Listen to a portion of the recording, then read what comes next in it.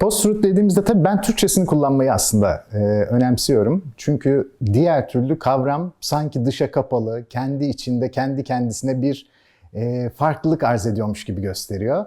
Ve bu farklılık içine girilemez bir farklılık gibi. Sözsel olarak son derece yabancı görünüyor. Ben hakikatin önemsizleşmesi ya da önemsizleştirilmesini tercih ediyorum. Hakikatin önemsizleştirilmesi dediğimizde artık kavramla karşılaştığımızda arı bir yabancılıkla karşı karşıya değiliz.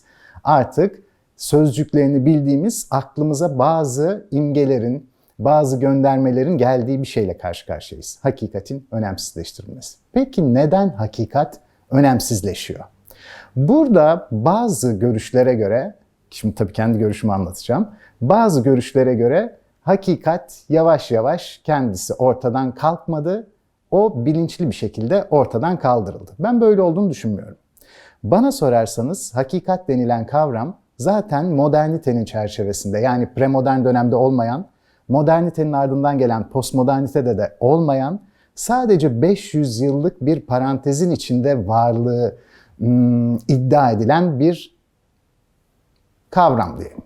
Ve bu kavramın yine moderniteye göre dışsal bir gerçekliğe uyumlu yargı üretme olarak tanımlandığını görüyoruz. Dışsal bir gerçekliğin var olduğu da sadece modernitede olduğundan bugün bahsettiğimiz hakikat de sadece modernizm parantezin içerisinde var. Modernizm paradigma olarak kapanıp sona erdiğinde dışsal gerçeklikten emin olmamız nasıl yavaş yavaş işte suların altına indiyse ona uyumlu olan hakikat yargısı da o da yavaş yavaş ortadan çekildi. Burada algıyı şöyle koymamız gerekir. İnsan duyuları aracılığıyla dışarıya atılıp oradan doğrudan kendi kendine veri çektiğinde gerçek olarak algıladığını hem aklıyla hem hissiyatıyla, sezgisiyle hem de duyusuyla algılayabilen bir varlık gibiydi. Şimdiki geldiğimiz dönemde aşırı uzmanlaşma, aşırı iş bölümünün farklılaşması, her konuda tek bir uzmanın dahi diğer uzmanlarla anlaşamayacağı kadar geniş bir veri havuzun oluşması, normal bir insanın diğer bütün iş bölümlerine ayrılmış uzmanlık alanlarını sadece mantık aracılığıyla test etmesine, sınamasına olanak vermeyen bir konuma erişti. Bu yüzden gerçeklik ya da hakikat, ona uyumlu olan, yargı olan hakikati elde etmek için mantıksal bir düşünce yeterli olmamaya başladı. Bu da başkalarına, yani konuların uzmanlarına güvenme zorunluluğunu getirdi.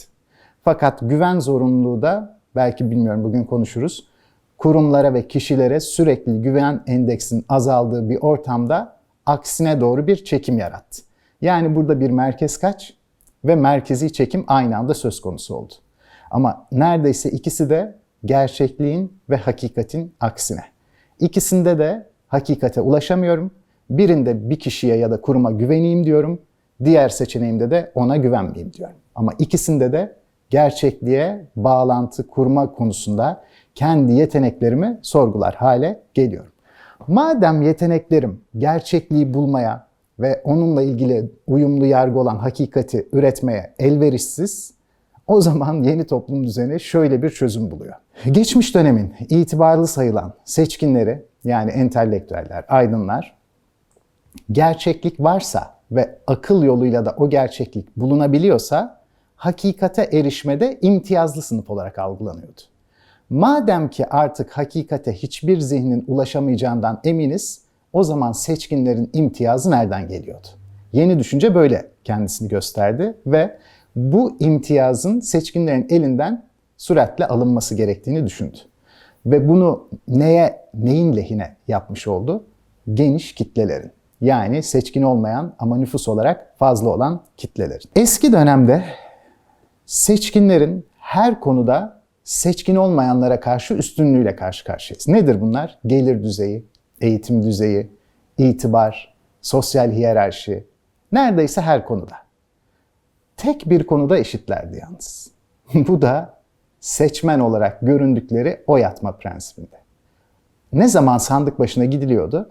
O zaman bütün konularda horlanan, aşağı görülen, kendisi de bu konuda kendisini aşağı hisseden anti seçkinler Bir tek sandık başına gidildiğinde kendileriyle seçkinler arasında bir farklılık olmadığı hissine kapılıyorlardı. Hepsinin tek bir oyu vardı.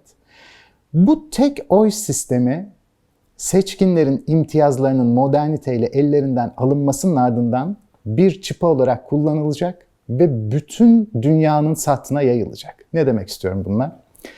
Seçkinlerin elindeki akademi, medya, bürokrasi, ordu gibi seçilmeden atanma göreviyle gelinmiş ve belli kurumlar aracılığıyla kendi kendisini sağlama almış, korumaya almış yapıların artık seçkin olmayanlar tarafından oy atmadaki eşitlik ilkesinin genişletilmesiyle ellerinden alınması. Madem gerçeklik ve hakikat erişilemez yerlerde oldukları anlaşılan iki kavrama dönüşmüştü, o zaman nereden geliyordu da bu atanmışların imtiyazı bütün halkı seçmedikleri halde yönetme güdüsüyle davranabiliyorlardı?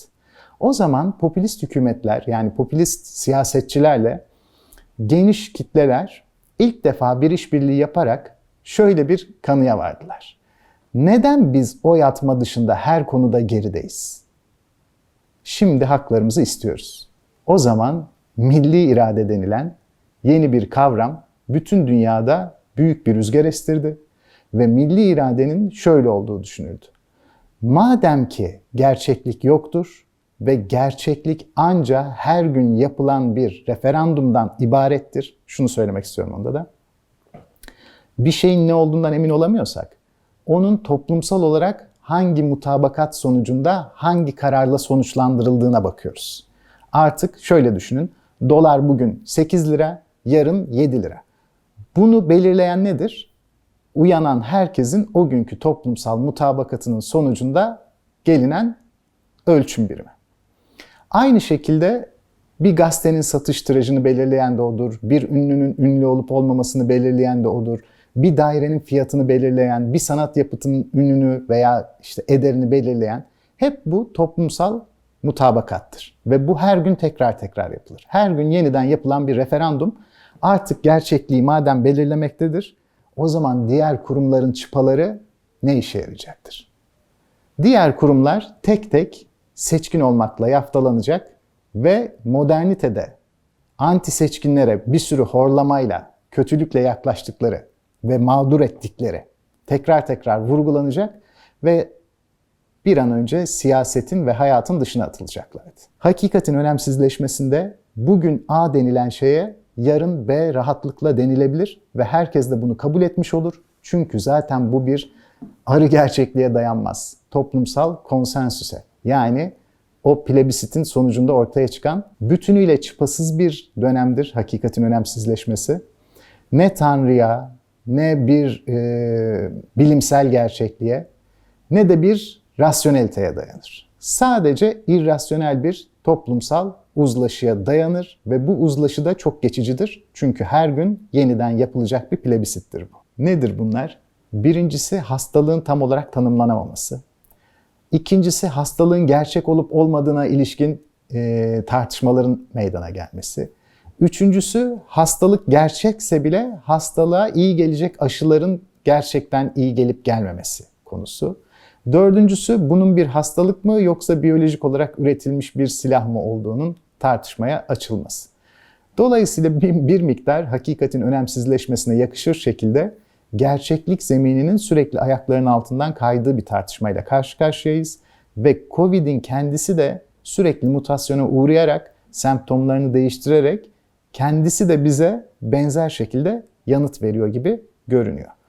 Şimdi burada yalan haberin veya sahte haberin yaygınlaşması ya da gerçeklik algısının daha fazladan bozulması için Covid'in yaptığı bir etki var mıdır? Bence yoktur. Bunlarla bir bağlantısı var mıdır? Vardır, çünkü bir dönem her şeyiyle birbirine bağlıdır. Dahası geçmiş dönemlerin tümü de bugünkü dönemi sürekli olarak değişen biçimlerde hem de etkiler.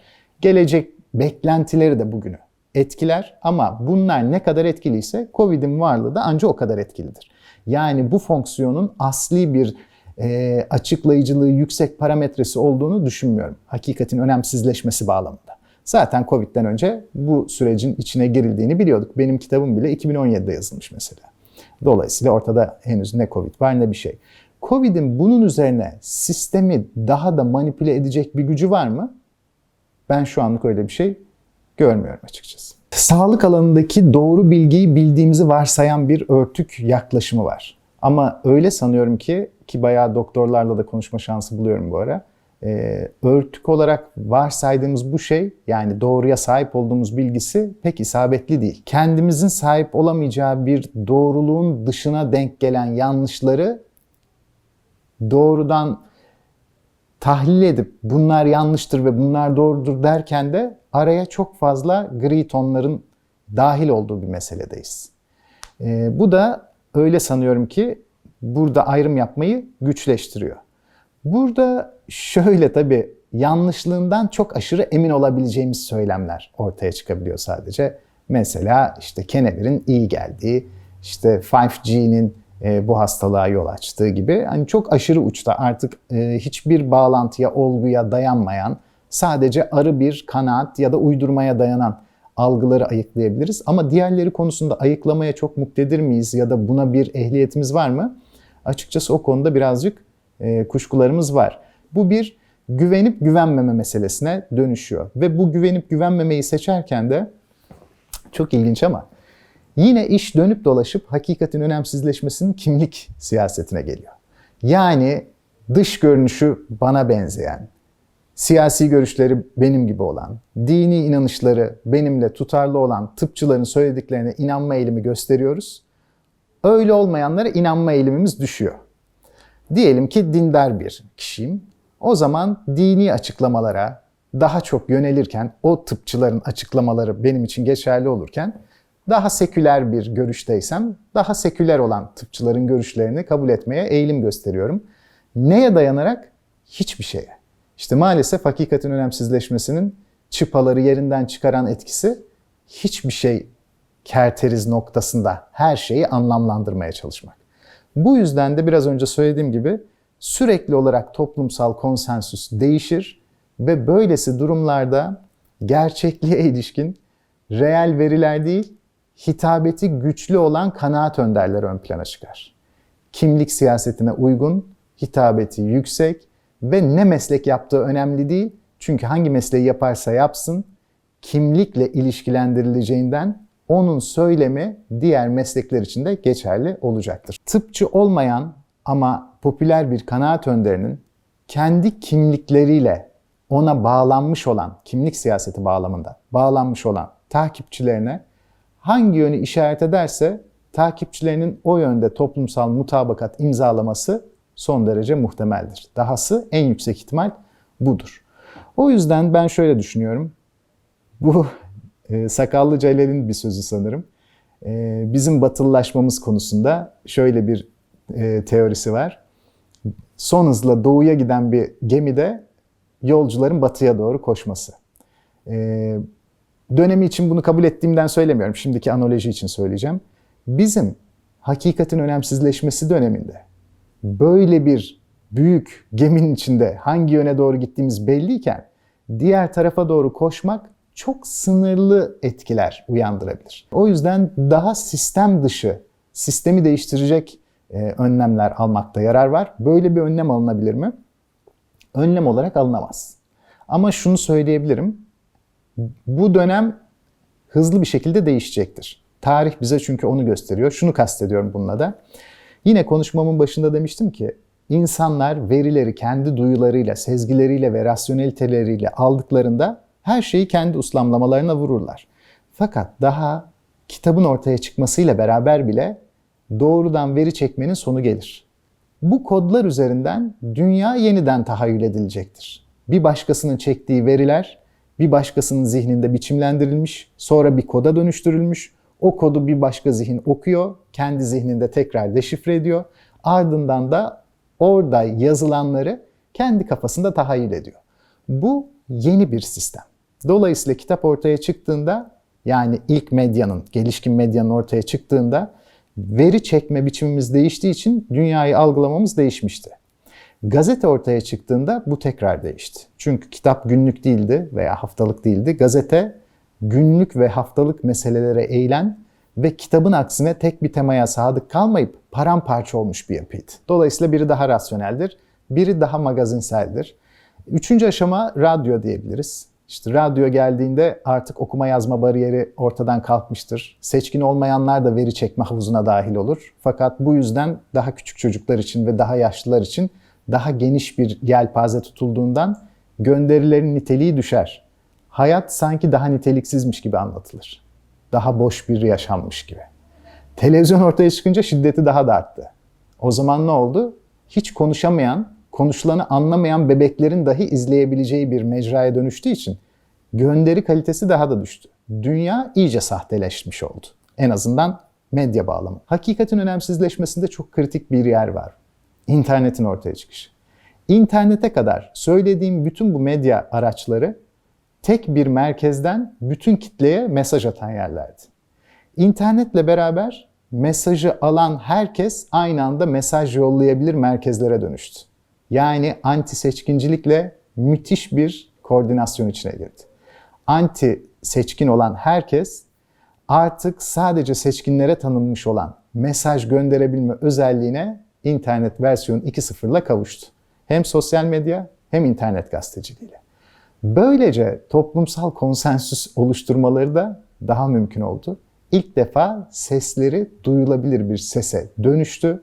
Bu ses popülizm sayesinde kimlik siyasetiyle kendisine yakın gördüğü siyasetçinin iradesiyle birleşti. Seçmenin ve seçilenin birlikte yalan icat edebilme olasılığını oluşturdu.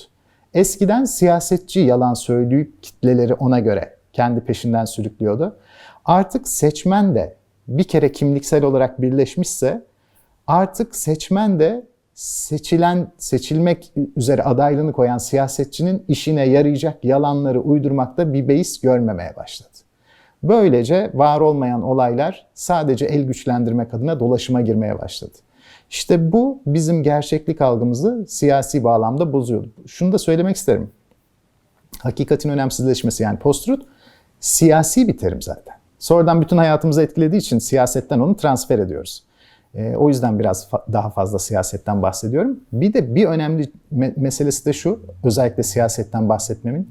Size demiştim ki modernite döneminde seçkin olmayanların sadece bir konuda diğerleriyle eşit hakkı vardır. Oy atma. Geriye kalan her meselede onlar çok geride kalmıştır. Bu yüzden anti seçkincilerin değiştireceği bir toplumsal yapı varsa bu ancak en güçlü oldukları, yani tek eşit oldukları alandan gelebilirdi, siyaset. Bu yüzden 2000'den sonra bütün meseleler siyasete endekslenmiştir. Biz Türkiye'de çok zaten yakından şahit oluyoruz da bu Türkiye'ye özgü bir mesele değil. Son derece küresel bir mesele. Ve küresel her yerde, özellikle internetin ve sosyal medyanın yaygın olarak kullanıldığı her yerde artık mesele tamamen siyasileşmiştir. Çünkü o anti seçkin kesim sadece siyasi bir seçim olduğunda çoğunluğu elinde tutabilir. Medyada da şöyle düşünülür. Bu medya patronları ve bu itibarlı görünen gazeteciler halkın iradesini mi temsil ediyor? Hayır. Türkiye örneğini söylersek Boğaz'da viski içiyorlar. Ama yurt dışında da böyle. Yani onlar da kendi lokalliklerine göre onları tanımlıyorlar. Madem öyledir, medyaya da el konulması gerekir. Kimin adına? Gerçek halkın adına. Çünkü onlar gerçek halkın aleyhine iş yapmaktadır. Aynı akademisyenler gibi. O zaman onların da içleri boşaltılacaktır ve tekrar milli iradeyle doldurulacaktır. Her şeyin toplumsal konsensüste oylaması ne çıkarsa o seviyede tutulması istenir. Ama bu toplumsal konsensüs çağın gereği olarak oy atan kitlenin çoğunluğu neyse o olacağından herkes tıpkı televizyon seyircisi gibi en altta buluşmak zorunda kalır. Olabilecek en altta. Şimdi bu kadar altta buluşmayı sağlayan şey değişmiş olan medya aracı olan internetin kendisi. Dolayısıyla burada sorumlunun büyük ölçüde internet olduğunu da kabul etmemiz gerekir. Yani değişen medya yapısı bütün toplum yapısını hep değiştirmektedir. Fakat şu konuda da bize bir rahatlık sağlar. Kitaptan itibaren her değişen medya aracı çok daha kısa süre içinde yenilendi. Ve televizyonla internet arasındaki süre artık çok kısaltılmıştı. İnternetin yerine yeni gelecek baskın medya biçimi toplumu yeniden biçimlendirecek. Bu yüzden hakikatin önemsizleşmesinin ömrü internetin baskın olan medya kurumu olmasıyla sınırlı. Ve ne zaman internet bu özelliğini başka bir şeye devredecek, şu an bunun ne olduğunu tahmin edemeyiz, bilemeyiz. Dahası yeni medya kurumunun nasıl bir sonuç üreteceğini de bilemeyiz. Çünkü internet geldiğinde biz demokrasiyi güçlendireceğini düşünüyorduk. Ve internetin geleceğini de pek öngörmemiştik. Böyle bir yapının oluşacağını bilmiyorduk. Aslında o ordu içi haberleşme için üretilmiş 60'larda bir sistemdi. Dolayısıyla şimdi de geçmişte olduğu üzere, yani tıpkı internetle bizim geçmişteki kurduğumuz ilişkide olduğu gibi tahmin edemeyeceğimiz yeni bir medya aracı çıkacak. Bu medya aracı çıktığında bile onun etkilerini ilk bakışta rasyonel olarak çözümleyemeyeceğiz. İnternette olduğu gibi belki de tam aksini düşüneceğiz. Ama o bambaşka bir yapı ortaya koyacak ve her şey değişecek. Sadece değişimin ne yönde olduğunu kestiremeyiz.